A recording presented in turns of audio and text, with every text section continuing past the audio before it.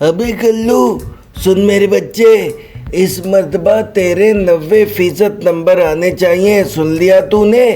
नहीं अब्बा, इस बार मेरे 90% नहीं बल्कि 100% आएंगे। हाय, मजाक ना कर मेरे साथ। तो अब्बा मजाक शुरू किसने किया था?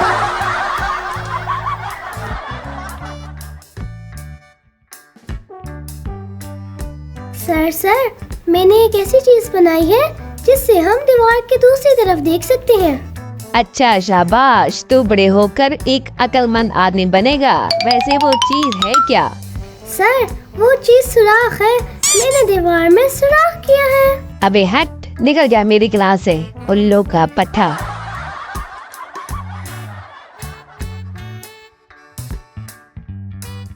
यार मेरे अब्बा ठीक ही कहते थे, मैंने ही उनकी बात नहीं सुनी। है गल्लू, क्या कहते थे तेरे अब्बा? मुझे भी तो पता चले। अबे बोल तो रहा हूँ, सुनी ही नहीं तो तुझे कैसे